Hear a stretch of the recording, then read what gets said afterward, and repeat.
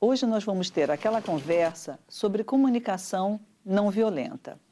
E eu recebo aqui no estúdio Dominique Barter, consultora em comunicação não violenta, Lívia de Souza Vidal, pedagoga do Degase e do coletivo Mulheres de Pedra, e Luísa Toschi, jornalista, artista e facilitadora de grupos. A comunicação não violenta é importante porque ela me convida a descolonizar meu coração. Porque a gente precisa de relações menos violentas, a gente precisa de mais conexão. Conhecer quem é um outro ser humano. O que é a comunicação não violenta? Para mim é uma comunicação ainda em construção, uma comunicação que eu estou descobrindo, mas que se aproxima muito de um desejo de falar e escutar através do coração. Uma fala e uma escuta que levem a uma conexão, de fato, a um encontro. É um trabalho de desfazer uma determinada maneira que eu aprendi, ou que a gente aprendeu, que a gente vai seguindo fazendo, de falar e interagir com a vida mesmo. Para mim é o melhor lugar que eu tenho achado até agora para eu viver alinhado com aquilo que faz mais sentido. Eu entendo como sendo uma pesquisa contínua que pergunta como é que os princípios que animavam o trabalho transformativo dessas figuras históricas conhecidas, Rosa Parks, que sentou no ônibus, né, reservado para os brancos, ou Paulo Freire, Dom Manuel da Câmara, Martin Luther King, Gandhi, outras figuras assim, e muitas outras não conhecidas. Como é que os princípios que animavam o trabalho deles podem fazer parte da minha vida diariamente, para que, na maneira que eu trato mim mesmo, na maneira que eu interajo com os outros e na maneira que eu participo e co-cria os sistemas sociais dos pequenos, minha família, dos grandes, educação, justiça, saúde, como é que todos eles podem se realinhar para servir a vida? E que princípios seriam esses, né? Eu iria dizer que um dos princípios que eu ouvi nas respostas de vocês era essa de conexão. Isso. De que eu te alcanço, estabelece alguma coisa no nível da nossa humanidade compartilhada. E isso se torna a base do que a gente faz juntos. Das brigas que a gente tem, discordos, e das parcerias e cooperação que a gente faz. Então, talvez um dos princípios seja essa de conectar antes de educar, de tentar mudar, de tentar fazer alguma atividade junto. Mas eu achei interessante, assim, ouvindo o que vocês estavam falando, assim, me vieram várias questões. Uma é de que a gente tende a colocar responsabilidade no outro, e no que vocês falaram, a gente vê uma mudança que parte da gente, né? De você se dispor a mudar para você poder se conectar melhor com os outros e não esperar que isso venha dos outros. Tem a ver? Eu sinto que o que acontece para mim é que eu tenho uma motivação intrínseca, assim, que nasce daqui de dentro, de conectar com as outras pessoas. Eu abro nos diálogos a possibilidade de que, eventualmente, a forma da outra pessoa é diferente, mas eu acredito que nós dois, ou nós 10, ou nós 100, dependendo do contexto em que estamos, desejamos igualmente que a vida seja nutrida, protegida, que a gente quer segurança igual, ou que a gente quer companhia, que a gente quer se sentir junto, em cooperação para algo. Fiquei lembrando da experiência que eu vivi no Degase no ano passado. Trabalho em uma instituição socioeducativa há quase 5 anos agora.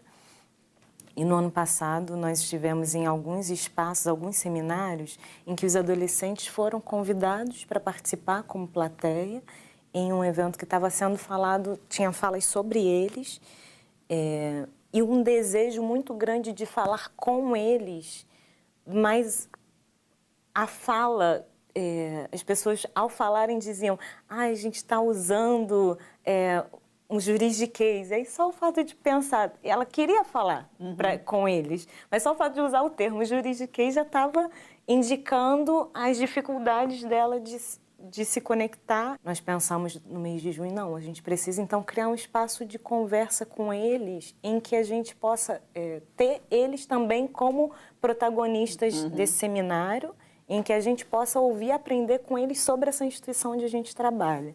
Então a gente juntou características que, em geral, são difíceis serem reunidas dentro dessas instituições, e a gente foi tentando ali tecer um espaço de encontro, né? Um espaço de encontro entre cada um deles, da gente com eles, a gente o tempo inteiro tentando se colocar num lugar em que não era, você vai falar, você tem necessidade, você precisa falar do quão violento foi alguma situação que você viveu, ok, a gente vai tentar lidar com isso, a gente vai tentar ouvir isso, para que pouco a pouco essas violências, essas agressões possam um pouquinho se reduzir, a gente possa abrir espaço para outra coisa. Mas foi um espaço de se conectar com quem não está sendo ouvido, com quem não tem tido a oportunidade de falar, me faz pensar na comunicação não violenta no sentido conjuntural, né? Assim, quem a gente tem ouvido, a quem a gente tem dado oportunidade de fala, e como a gente está sendo capaz de acolher e de amparar as violências que ainda vão precisar sair, ainda vão precisar ser jorradas, as raivas, toda a carga de racismo, de preconceito, de estereótipos que a gente carrega. E o que acontece quando a gente não escuta, né? Que as vozes marginalizadas e as pessoas que têm essas vozes marginalizadas, eles acabam aumentando numa tentativa de superar essa não escuta, né? De superar essa distância, não só de ouvir as palavras, mas de ouvir os sentidos e se permitir ser mudado pelo aquilo que a gente está ouvindo. Então, esse aumento vira um grito, e aí as pessoas acusam, mas você está gritando, então sua palavra não é válida, né? Por causa do vocabulário que você está usando, ou o volume da sua voz, ou a tensão no seu organismo, sem ver que essa tensão e tudo isso, isso reflete uma relação, não simplesmente uma escolha isolada de alguém, né? Isso faz parte de uma dinâmica entre quem está tentando falar para ser ouvida e quem não está ouvindo. Então a gente começa a entender esse grito das margens como sendo parte de alguma coisa que pertence às pessoas que não são nas margens. E não simplesmente um comportamento estranho e talvez ameaçador. E aí a gente começa a achar que a paz e a tranquilidade é reprimir essas vozes externas, né? E a palavra não violência às vezes é mal entendido como sendo, deve ser uma ideia de pacificar aqueles lugares que estão perturbando as pessoas que têm o poder. Mas se você olha historicamente, e eu espero hoje em dia, com o nosso trabalho com comunicação não violenta, é exatamente o oposto. É de começar a introduzir esse elemento de escuta para que a voz volte até lugar para todo mundo. E de oportunidade de expressão, né? Porque enquanto você estava falando, eu estava pensando também a própria pichação. É isso também, né? Aquilo quando você olha é um grito, né? De alguém que não tem outras maneiras de se manifestar e que também não é visto. Então acaba, né, sentindo essa necessidade de subir no alto de um prédio e deixar a sua marca. E vai direto para onde as pessoas, para quem quer falar, estão, né? Eu vou lá, eu uso a tela que a sociedade me oferece para falar para as pessoas para quem eu tenho uma mensagem para passar. Lá na saúde, a gente criou o projeto Rap da Saúde, que é um projeto de protagonismo juvenil e que dá justamente aos jovens, né, essas oportunidades de fala e de valorização da fala do jovem, transformando isso, inclusive, em políticas públicas. E a gente foi percebendo um amadurecimento da própria Secretaria de Saúde e de suas parceiras, porque num primeiro momento tinha aquela coisa de chamar o jovem para dar um colorido, para animar, e não para realmente entender, né, qual era a sua reivindicação, a sua proposta, a sua intervenção, que às vezes também gera um incômodo nos profissionais, né? Também obriga a gente a repensar as nossas práticas. A gente fez um encontro depois do seminário com o grupo E aí todos os jovens vieram trazendo os retornos do que aconteceu dentro das unidades a partir daquele encontro. Isso. As falas deles trouxeram muito mais a necessidade de um reconhecimento enquanto pessoa, enquanto gente. A gente quer ser reconhecido como gente. Não, olha, a gente falou, os meninos, a gente falou que nunca tinha ido na piscina, né? E a gente foi para a piscina. Aí as meninas falaram, não, a gente pontuou aquela situação, né, de não querer ser agredido e tal. E aí foram pessoas lá conversar com a gente para falar, para entender, para a gente pensar um pouquinho mais sobre isso. Foi um momento pontual de muita visibilidade e que impactou a instituição. Então, a instituição se sentiu no dever de ouvir e de dar uma resposta às situações que foram sinalizadas pelos jovens. O trabalho de comunicação não violenta e muitas outras abordagens que buscam responder essas questões está cada vez mais presente nas escolas. Eu estava perguntando anteontem de uma menina na 6ª série, 11 anos de idade. Fiquei pasmo com a análise dela. Impressionante o entendimento. E uma clareza sobre o que é necessário para mudar, que é muito profundo na sua simplicidade. Às vezes eu gosto de aprender coisas que a escola não ensina, ela falou. Eu gosto de cozinhar com minha mãe. Cozinhar não é importante? Sabe, a gente não aprende a viver. Ela disse, a escola não me permite aprender a viver.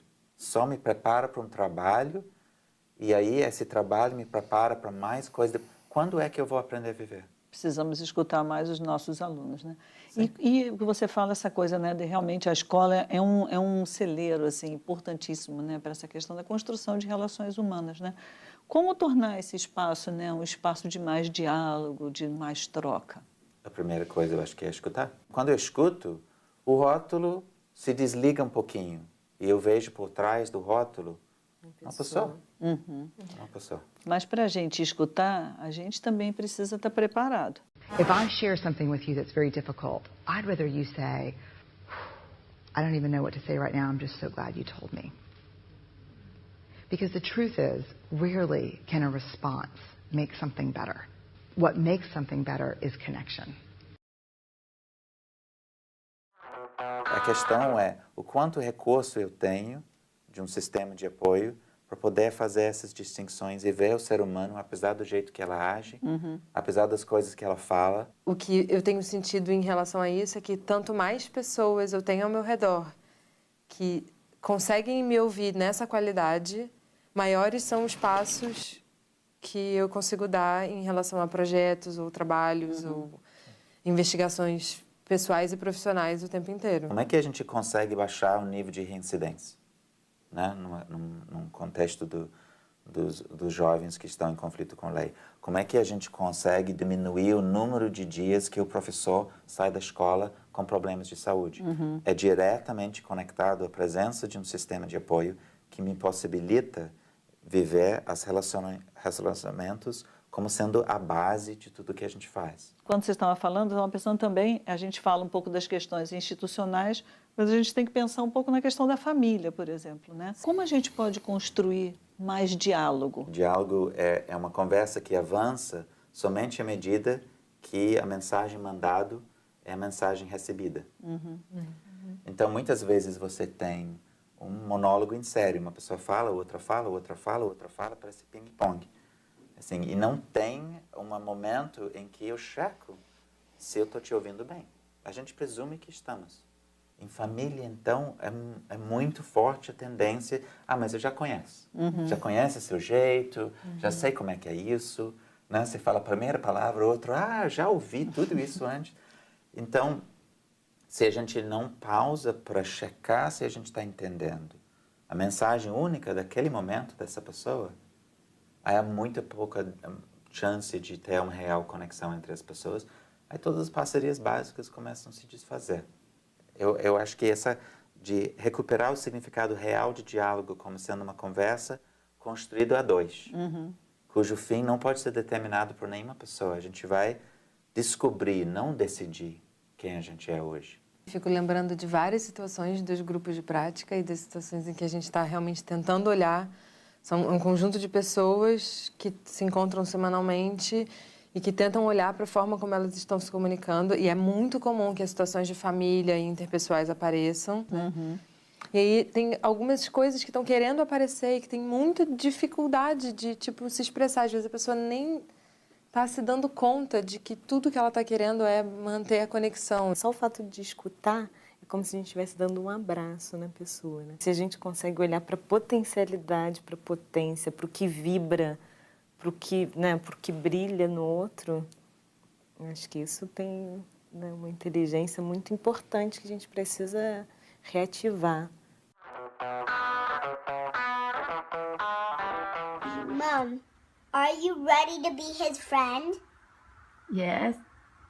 Try not to be that high up to be friends. I want everything to be low, okay? Okay. Just try your best. I don't want you and my dad to be replaced and meanies again. I want you and my dad to be placed as settled and be friends. I'm not trying to be mean. I just want everyone to be friends. And if I can be nice, I think all of us can be nice too. I'm not trying to be mean, but I'm trying to do my best in my heart. Nothing else than that. I want you, Mom, my dad, everyone to be friends.